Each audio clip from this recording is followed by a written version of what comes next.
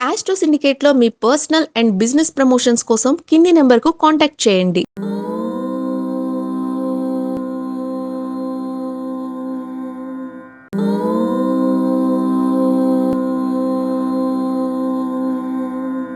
నమస్తే. Welcome to Astro Syndicate. కొద్దిగా ఆలస్యమైంది, తప్పుగా అనుకోకండి. 9th మార్చి నుంచి 13th మార్చి మధ్యలో మనకున్నటువంటి షేర్ మార్కెట్ సమాచారం ఎలా ఉండబోతోంది. దాదాపుగా మనము ఈ యొక్క మిడిల్ ఈస్ట్‌లో జరుగుతున్నటువంటి యుద్ధ వాతావరణం, క్రూడ్ ఆయిల్ యొక్క ప్రభావం, అలాగే మనకి ఉన్నటువంటి రవాణా పరమైనటువంటి ఇబ్బందులు, అలాగే మనకి ఇతర దేశాలతో ఉన్నటువంటి కొన్ని సంబంధ వ్యతిరేకతలు, ఇవన్నీ కూడా మనల్ని కొద్ది ఇబ్బంది నెట్టేస్తున్నాయి. అలాగే మనకి ఆర్థికపరమైనటువంటి నష్టం 3 లక్షల కోట్లుగా మనకి దాదాపుగా కనబడుతోంది. మరి ఈ యొక్క వారం 9th మార్చి నుంచి 13th మార్చి మధ్యలో ఉన్నటువంటి షేర్ మార్కెట్ సమాచారం నేను కొద్దిగా మీకు ఇచ్చే ప్రయత్నం చేస్తాను. 79,918 వరకు మనకి గత శుక్రవారం క్లోజ్ అయింది. అలాగే నిఫ్టీ కూడా మనకి 24,450.45 దగ్గర క్లోజ్ అయిపోయింది. మరి ఈసారి అంటే 9th మార్చి టు 13th మార్చి ఎంతవరకు రీచ్ అవ్వడానికి అవకాశం ఉంది అంటే, సెన్సెక్స్ వచ్చేసి 80,650 వరకు రీచ్ అవ్వడానికి అవకాశం ఉంది. నిఫ్టీ వచ్చేసి 25,210.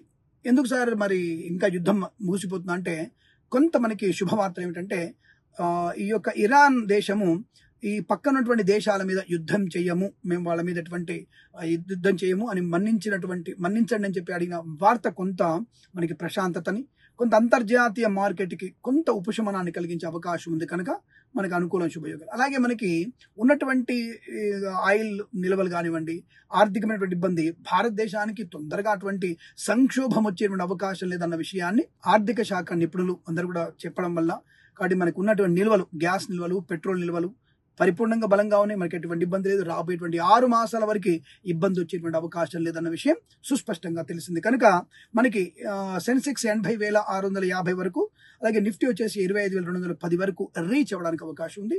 బట్ మంగళవారం కొద్దిగా లాభప్రదంగానే కనబడుతోంది. అలాగే గురువారం కూడా కొంత లాభాలు పొందుకునే అవకాశం కనబడుతోంది. బట్ ఏదేమైనా కాస్త మనము జాగ్రత్తలు తీసుకునేటువంటి ప్రయత్నం చేస్తే మనకి శుభయోగం. స్వీయ నియంత్రణ, పెట్టుబడి పెట్టే విషయంలో హడావుడిగా అమ్మకాలు చేయకండి, కొద్దిగా స్థిరంగా ఉండే ప్రయత్నం చేయండి, తొందరపాటు నిర్ణయాలు తీసుకోకండి. అలాగే మనకి వార్ విషయంలో మనకు కంగారు పడాల్సిన అవసరం లేదు. మన దేశం యొక్క దౌత్యము ఉండబోతుంది అన్న సంకేతాలు కూడా వచ్చాయి. ఆ విషయాన్ని మనం చూసి ఉన్నాం కొన్ని యూట్యూబ్ ఛానల్లో, కొన్ని వార్తా ఛానల్లో.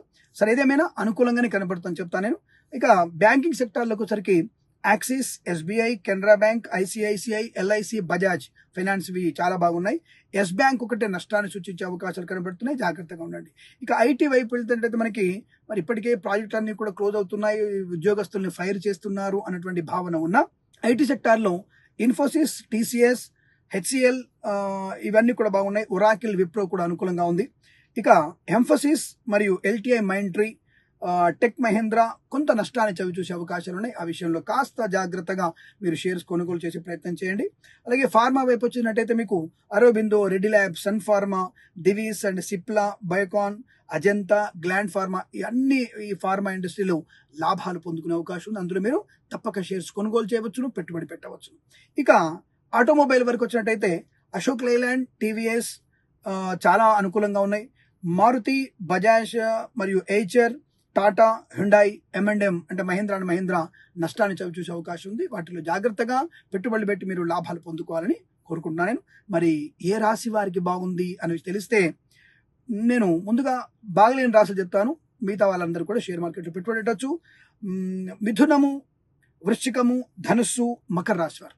మిథునము, వృశ్చికము, ధనుస్సు, మకర రాశి వారికి ఈ వారంలో షేర్ మార్కెట్లో పెట్టుబడి పెట్టకూడదు, నష్టాన్ని సూచించే అవకాశాలు ఉన్నాయి. ఈ విషయాన్ని గమనించుకొని తొందరగా మీ అందరూ కూడా జాగ్రత్త వహిస్తూ అనుకూలమైనటువంటి వాటిలో పెట్టుబడులు పెట్టి అద్భుతమైనటువంటి ఆర్థిక ప్రయోజనాన్ని పొందాలని కోరుకుంటూ సర్వేజన సుఖినో భవంతు. ప్రేమతో మీ కిరణ్ శర్మ.